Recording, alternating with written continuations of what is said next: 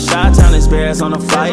Let me go tune in to Keek on the mic. He gon' make sure we get our news and highlights. When you get on YouTube, you better hit the likes. Hey, what's going on, Bears fans? Thank you so much for joining me for another episode of Keek on the Mic, the podcast all about the Chicago Bears. As always, if you're new to the channel, make sure you hit that subscribe button and the notification to catch all Bears content right here on the podcast.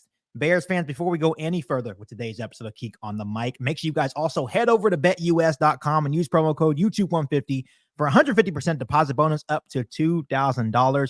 And you can also get 125% second and third deposits as well. Once again, huge shout out to BetUS for sponsoring today's episode of Keek on the Mic. All right, Bears fans, we are back for yet another game preview as the Chicago Bears finally head home at a game at Soldier Field to take on the New England Patriots. And once again, I am joined by Isaiah Frey. How you doing, Isaiah? I'm doing good. How you doing? Not great, man. Not great. You know, just a couple of weeks ago, we were talking about playoff football and how this team had high expectations. And now it seems even at 4-4, the season is over for the Chicago Bears, which not necessarily true. There's still 9 games left in the season, but with the upcoming schedule, it seems like this season's over. Just give me your initial thoughts, and you can go on a rant if you need to on today's episode of your thoughts of that terrible loss to the Arizona Cardinals. Well, it's this is rock bottom for the team, man. I think there's always optimism moving forward, especially as a Bears fan, because you can always think looking forward to, we got the number 1 pick, or we got so-and-so coming in, we got reinforcements coming in, but right now, man, it doesn't look good. It doesn't look good for anybody involved in the situation. I think that at this point, man, I can speak on this. I was a part of this. This reminds me eerily of our 2014 season that I was a part of when Mark Trestman was the coach and he lost the locker room. This is exactly how it was. We had all the talent in the world on offense. Defensively, we were kind of struggling that year or whatever, but had all the talent in the world and we just couldn't put it together, and we ended up just winning 5 games that year. And that's what it feels like right now. Honestly, that's what it feels like. Can you give me an example of, because like you just mentioned, you were, in that locker room when Mark Trestman lost that locker room in 2014. Yeah. And we were talking before we, started this episode, about DJ Moore on a 2nd and 6, Caleb Williams was scrambling for his life and he literally just walks off the field like mid play. Would that be a good example of a coach that's starting to lose the locker room? Absolutely. In no way, shape, or form does your veteran receiver do that during a play where your rookie quarterback is running for his life. Figure it out, man. You got people on the internet saying, "Oh, well, he stepped out and he couldn't reestablish himself and get the ball." I don't want to hear that. Optics in this day and age and in this game we play, optics is everything. So if you just walk off to the sideline and go sit down on the bench during the play, regardless of what you may be thinking at the time, that's a bad look.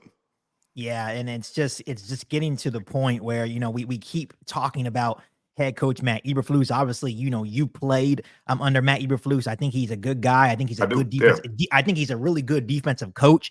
Absolutely. But as a head coach, it's just not working out. I want to throw out some stats to you just so we can, paint a clearer picture of head coach Matt Eberflus. And we can, really take out year 1 because year 1 was still a rebuilding year for the Chicago Bears. So you can't really put that on Matt Eberflus, but we're still going to put that in there, right?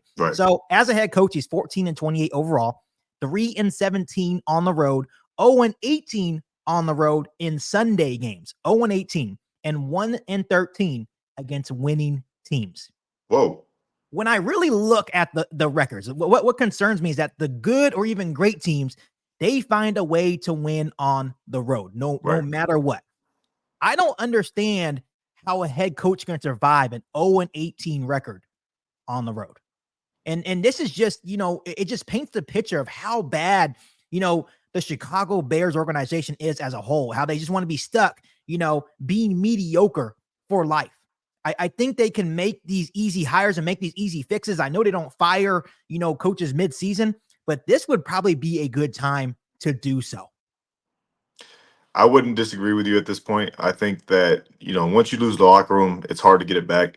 You can make an argument that you never get it back. These are grown men out there, and when they make up their minds, their minds are made up. They got a locker room full of alphas. And once they don't respect you as a man or a coach, there's not much else you can do. The best possibility is for you to leave, or for the GM to get rid of the coach and find a new one to bring in at some point. But it just goes back to what we talked about before this, right? You brought a really good point up last year, and I hope everybody watching remembers this.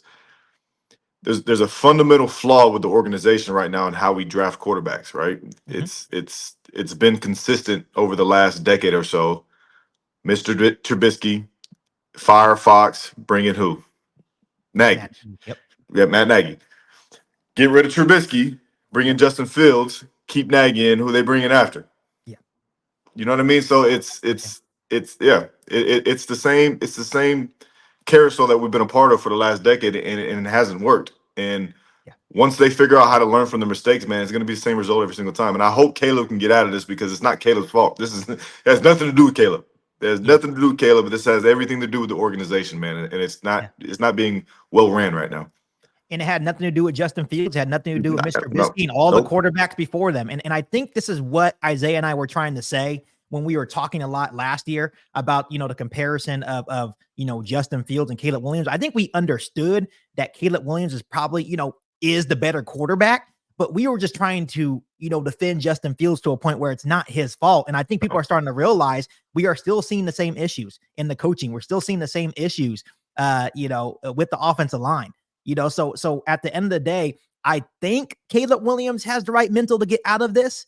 But it's going to continue to be the same cycle, because it's looking like, once again, for the third straight time with our new franchise quarterback, he's going to be in his second offense in only year 2 of his career. It didn't work for Justin Fields. It didn't work for Mitch Trubisky. Now it concerns me. Will Caleb Williams be able to survive this? And this is why they keep saying, Isaiah, that this is where quarterbacks go to die. And for the longest time, these quarterbacks have been the scapegoat for these mediocre coaches. Right. Matt Nagy, John Fox, now Matt Eberflus. They always blame the offensive coordinator. They always blame, the quarterbacks. When we're really looking at it, it's the head coach, it's the organization as a whole. And this is where we need to start looking at Ryan Poles as well, because not only did he not fire and move on from Matt Eberflus when he probably had Ben Johnson out there that wanted to be the Bears head coach, which would have been the perfect fit, or Cliff Kingsbury would have been the perfect fit for Caleb Williams. He doubled down and said, I absolutely love head coach Matt Eberflus, which, granted, I understand that we've seen some improvement from year 1 to year 2, but even last year going 7-10, there was 3 games that could have easily been wins, but because of the incompetence of Matt Eberflus, those turned into losses. You're seeing the same issues this year with Matt Eberflus. Don't get me wrong. I wasn't a big fan of the hiring Matt Eberflus to begin with. I gave him the opportunity. I love the culture that he was building, but enough's enough. He just doesn't have it, Isaiah. I agree. I think it's unfortunate, because I do think he's a good coach, and sometimes good coaches don't make good head coaches, and that's fine. There's nothing wrong with that. But that's the reality of the situation right now. I think right now where the Bears are at is they made a mistake. Now it's time to clean house and think about the future. And it's going to be hard to swallow that pill, because coming into the season there was a lot of optimism growing around the team. Like we knew, that we felt like this team could compete to at least make the playoffs this year. And right now, they look, after that loss, they look like a shell of themselves. And then it doesn't help that the fact that the players are not playing for the coaches no more. And I think once that happens, like I said earlier, there's no way to go from there. Right. And it was actually, I think the cherry on top.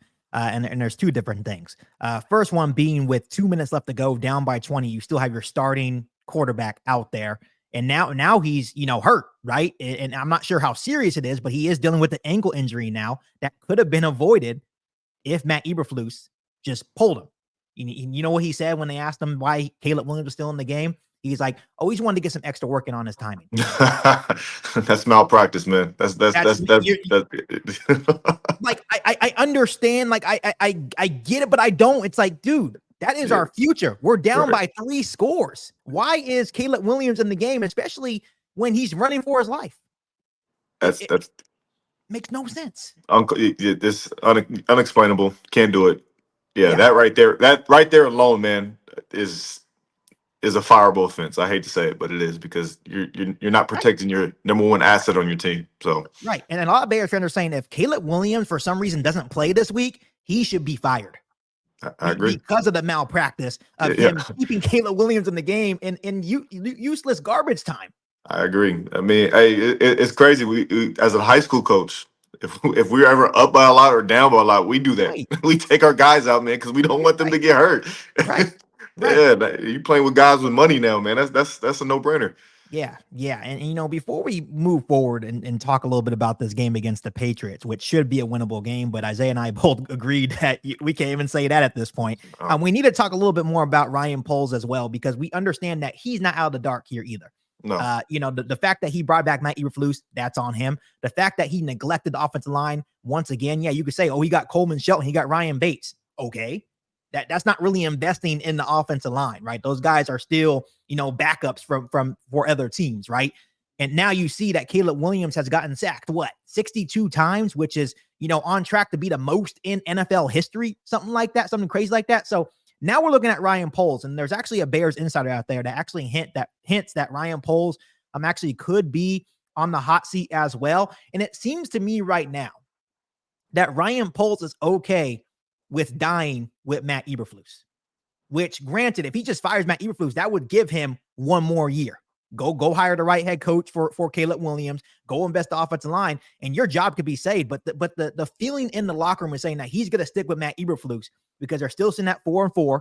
He feels that Matt Eberflus, was able to get out of this hole last year, and he feels like he's going to probably be able to do it again. I just don't believe that's the case, especially when you're talking about being in the toughest division in football, and you still haven't even played anyone in your division. You're not beating Green Bay. You're not beating Minnesota. You're not beating the Detroit Lions. You're not even going to beat the San Francisco 49ers at this point, even with all the injuries. So to me, in your personal opinion, I know I asked you this before, but do you think Ryan Poles and Matt Eberflus should be a package deal at this point? I do. I think, he brought him in, so I think that's the way to go, unfortunately. I can respect Ryan Poles for taking that stance. As a man, I know as fans, they don't want to hear that, right? I get it. Like, they need to cut ties and do what's best for the organization. But, looking at a standpoint as a man, and, I'm going to go down with the ship. Hey, man, I can't do nothing but respect it. But that's not what we all want to hear. You know what I mean? Yeah. That's not what we want to hear right now. So it's unfortunate, man. I think he made a mistake last year. He made a couple mistakes last year. I know we didn't really talk about it, but there was a few mistakes that we can go into and dive deep into that he made that sounded good at the time, but I think fundamentally we knew deep down that they weren't going to work. Yeah. But it's a tough situation to be in, man. And I think, if you're McCaskey, you got to make the best decision that's going to be for the organization. And at this point with him, McCaskey himself, you got to look within too, man, because this is becoming a common thing with your organization that you've taken over in 2011, and it's been the same thing every single year. So it's like, come on, man, like we got to run a business better. Yeah. And I want to remind Bears fans here on today's episode of Kick on the Mic is that Isaiah is not, speaking out of his ass here. He has actually seen it firsthand within the organization. Just a little bit of history for you guys. Back in 2014, Phil Emery, the GM at the time, made the same mistake with Mark Trestman. Even though the wheels were falling off, the organization was in turmoil, he fully backed Mark Trestman. It seems the same thing is happening now with Ryan Poles and Matt Eberflus. And I'm telling you, it's just a full circle thing. You can go back to 2012 when he fired Lovey when we were 10-6. I tell you, we're cursed. We're cursed. I'm telling you. The only reason why we didn't make it is because we lost to a field goal. That Minnesota beat Green Bay with a field goal that year, and right. That right there was a bad decision. You know what I mean? Like, so it's I don't know, man. Yeah, at this point, I feel like Isaiah and I just talk about the same stuff every single year, and it's because the organization is just, as a whole, is just bad. It's just bad. They don't learn from their mistakes. And it's like, it's one of those things that even if they fire Matt Eberflus, I guarantee you, even though Ben Johnson is probably the perfect candidate for the Chicago Bears, they still wouldn't hire him. No, they wouldn't. They'll find a reason not to hire him. Right. They still wouldn't hire him. Well, it would be just excuses, right? It would be some random dude from the Canadian Football League or from college, right? Like, you literally got the perfect candidate sitting right in front of you. And it's not even just Ben Johnson. Cliff Kingsbury would be a good candidate. There's an offensive coordinator, I believe, from From Tampa Bay, that would be, I think, Liam Cohen or something like that. He would be a good candidate, but you would still surpass all those guys and go get some scrub off the street once again. I'll never forget that. I'll never forget this. This is funny, and no disrespect to any of the CFL players because they're dudes, and a lot of those guys can play over here too. It's just sometimes it's a circumstance. But I remember being in our team meeting room and Coach Tressman bringing in one of his old quarterbacks to come in and speak to the team. And when I tell you, you had the whole team in there just snickering and laughing just for the fact of him bringing a CFL quarterback to talk to guys like Julius Peppers, Lance Briggs, and Jay Cutler. It was just like, dude, come on, man. Like, you're talking to future Hall of Famers here, man. Like, what are we doing, man? Yeah. No disrespect to you, man. No disrespect, man. But like Julius Peppers is a Hall of Famer. Lance Briggs, Peanut Tillman are going to be Hall of Famers. Like, come on, man. Yeah. The fact that, Mark Trestman thought that would motivate you guys. Right. You're not bringing in Tom Brady, for example. You're bringing in a Canadian, that proves everything we need to know, Bears fans, about the Bears. Oh my God. Oh my God, man. So we'll see what happens. Like, crazy stuff happens. I tell my dad all the time that, we lost to the teams that we were supposed to beat. I believe, you had opportunity to beat the Commanders, probably should have beat the Colts. And, I think in different circumstances, you could probably beat the Arizona Cardinals as well. Right. But it wouldn't surprise me if they go into these divisional games and somehow beat the Detroit Lions, as crazy as it sounds, right? It's just what the Bears do at the end of the day. But let's go ahead and talk about this matchup against the New England Patriots. The Patriots are now sitting at 2-7. The Bears are sitting at 4-4. They're both last place in their divisions. The Chicago Bears are a 6-point favorite, and they're back at home. And honestly, Matt Eberflus is on an 8-9 game winning streak at home. That has not been a problem for the Chicago Bears. But there's not a lot of confidence in this matchup after back-to-back losses where the team just looks lost at this point. Give me your thoughts on this matchup, Isaiah. They better be careful, man. If they go in there and the fans don't see what they like, man, I can see a lot of boo birds coming. That's one thing I know about Chicago, man. If they don't like what they see, they'll let you know. Oh, yeah. Oh, for sure. Yeah, they're going to let you know, man. And this is one of those games where I can see them coming in flat early, it being close in the first half, and them walking to the locker room at halftime getting the ultimate boo birds as they walk in. So, and as a player, man, that can mess with your psyche, regardless if you want to admit it or not. Like, knowing that your fans aren't behind you, that messes you up, man. So I can sit here and say I don't have much confidence in the game. I really don't. I don't. Yeah, and just like for stat wise, just some information for us to talk about on this podcast. The Bears are maybe one of the worst or maybe second worst first quarter teams in football this year. They always look lost. It seems like they have no game plan coming in. Usually you script your first 15 plays, but it seems like Shane Waldron and the Bears offense has no clue what they're doing in the first quarter of these football games. Obviously, Caleb Williams hasn't looked good in a couple of weeks. The Bears offense in general hasn't looked good in the last couple of weeks. And even the Bears defense hasn't looked good. I know they're dealing with some injuries with Jaquan Brisker, Kyler Gordon, Montez Sweat didn't play last game. Hopefully we can get those guys back because I believe that would help in a game like this. But it's going to be Drake May versus Caleb Williams, the number 1 pick versus the number 3 overall pick. And even though the Patriots are 2-7, I feel like they have been playing pretty competitive football over the last couple of weeks. They are a feisty young team. So as much as I want to say this is going to be, an easy game for the Bears are not a good football team right now. So I feel like that 6-point, favorite. Yes, we are at home. But this is definitely a trap game for the Chicago Bears. Absolutely. Like I said earlier, once you lose a team, man, anything can happen. I swear it can. Those numbers that they're bringing up, the 6-point favorite, none of that matters. No. None of that matters, man, because it's all about will at this point, and the will of the team is not there right now. So right. And it's like when you look at the numbers, right? We're gonna just look at the Patriots defense, for example. It's another opportunity, for the Bears offense to try to find some rhythm, with Caleb Williams, just easy throws, easy routine throws, right? But even, last couple weeks, Caleb Williams just hasn't really looked too good. The offensive line hasn't looked too good. But the Patriots defense, 21st in total yards, 22nd in passing yards, 26th against the rush, 21st in points given up, and they're 28th in third down, conversions, right? And then, but when you look at the Bears offense, they're in the same boat. It's like one of those things that the Patriots defense is probably thinking the same thing. Like, okay, we may not be good as a defense, but I think we can take advantage and get right on track, maybe get, some rhythm, momentum against this struggling Bears offense. So for you, Isaiah, if you were Shane Waldron, an offensive coordinator for the Chicago Bears, what would be your game plan against this Patriots defense? I mean, you just said it. Get Caleb some easy throws, man. I think we all know, any common fan can see this. He doesn't have the best protection in the world. Right. Why are we giving him plays where he needs to hold the ball for a long period of time? Like we know that doesn't work. We're not good at picking up the blitzes. Why not do some 3-step drops, some 1-step drops in the gun to get that ball out quick as possible? Some screens, obviously some stretch plays to DeAndre Swift. I think that's the best game plan right now because Right. We're leaving this dude out in the dry, man, and it's only a matter of time when guys start blaming him. You know what I mean? Right. And we got to protect him at this point because we've seen it happen. We've seen it with Justin. Like I still to this day think Justin's a really good quarterback, but it is what it is. Yeah. And I think Caleb's going to be a really good quarterback, but Yeah. I can see this in the future if it's continuing, him getting blamed for something that's not his fault. So they need to figure out how to protect him more, and by that they need to do a lot more quick game.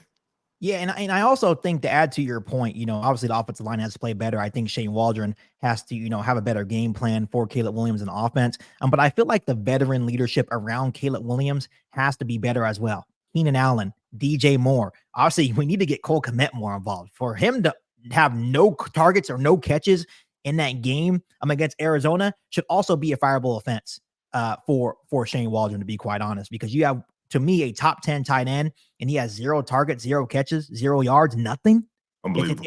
It's unbelievable. I told you this before. I feel like when you get DJ Moore and Cole Kmet going, good things happen for the Chicago Bears offense. So the fact that Shane Waldron can't dial anything up to get these guys open and get Cole Kmet more involved is a crime. But I think the playmakers around Caleb Williams, the veteran leadership, has to be better. And it obviously does start with Shane Waldron.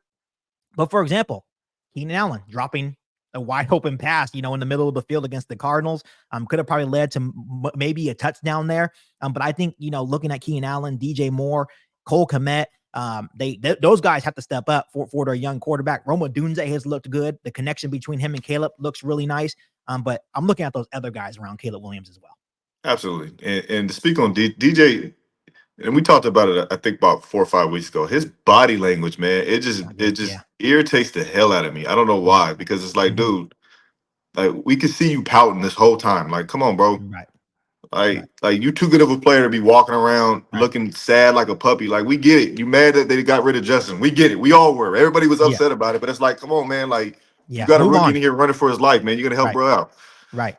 And that's the big thing. Like, you could tell he's frustrated because they're just not on the same page. Right. But it's like, what did you expect? He is a rookie. It's going to probably take a full year, but doesn't mean you should be half-assing your routes. And here's the other thing with DJ Moore. Love DJ Moore. And I understand his frustrations, maybe with the coaches, Shane Waldron, maybe Caleb Williams being not having that connection with him quite yet. But you willingly signed the contract to stay here. You didn't have to stay in Chicago. You could have said, nah, I'm good. I'll wait until the offseason to see how it works out with Caleb first.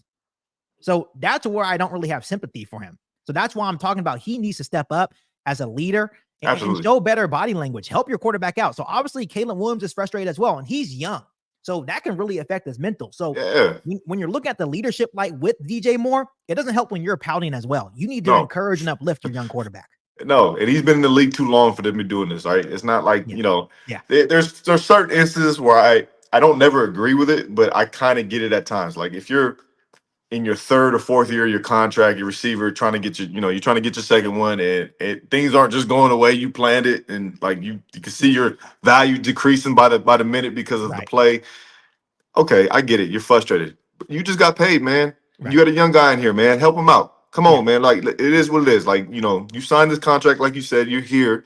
So let's be a leader. Let's get this going. And then you may be able to bring everybody else around you up. But you pouting and sitting down on the bench and doing all this other just, to me, game goofy stuff is like, come on, bro. Come on. We got to be better than that.